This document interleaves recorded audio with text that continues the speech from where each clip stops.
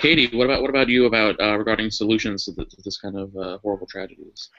I think I'm going to have to disagree just a little bit with what Kelly said in that I do think that this could possibly, like when I think about this situation, I do think that there's a possibility that there's some kind of a mental illness involved with this, but I would definitely agree in the way that I think mental illness should be something considered with all people who do crazy, horrific things like this.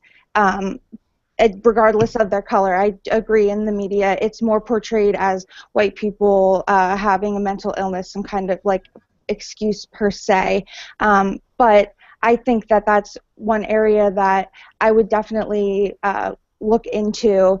For example, I know that they have like I know with background checks they're trying to do more with trying to help people with mental illnesses not have firearms, which wouldn't change this situation because he got the gun as a gift, but I still think it's an area that I think is responsible to do. But I also think that I know South Carolina has fairly strict gun control laws, so I agree with Ben. I think that people should be able to arm themselves. They should feel comfortable and confident in arming themselves. If somebody in that room was able to carry on themselves, maybe the shooter wouldn't have been able to kill so many people. So I think encouraging self-protection is definitely a direction I would go.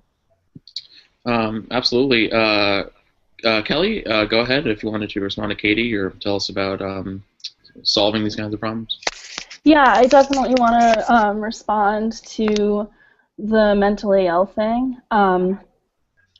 The mentally ill are a very big group of people, and that term, mentally ill, is very, very broad. The problem is that in our society, people with mental illnesses are often stigmatized, regarded as violent, when in reality, the mental illness contributing to violent crime, there may be a link there, but it is very, very, very small. And I want to I'm going to post a link with some info about that in our chat, and then maybe someone can put that in the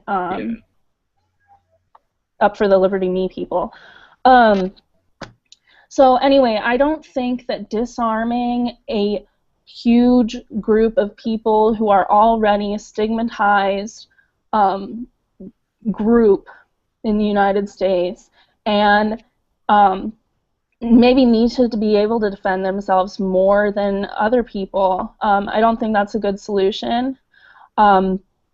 But if someone is irrational or can't make good judgments, I think that that is a place where it's for the protection of other people. I think obviously mental illness is a very, very, it's like a really big, broad word, but I think that people who are like have very, very severe bipolar or some kind of, I don't know, medical, like a specific medical term, but I think that there are certain times where people should not be allowed.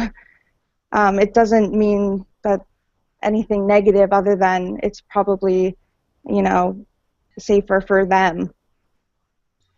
Again, I have to disagree. I mean, I think that there's always going to be a risk with guns no matter whose hands you put them in. But to try to deny, I don't know, shift the focus from race or from individual hatred or from, you know, this kind of cultural and historical background here and shift it towards mental illness, which is what always happens when there's a mass shooting, is just adds to the stigma of being mentally ill. And people who are mentally ill still own themselves. They are still people.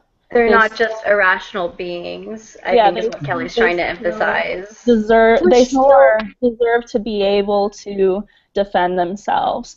I'm bipolar. I should be able to buy a gun.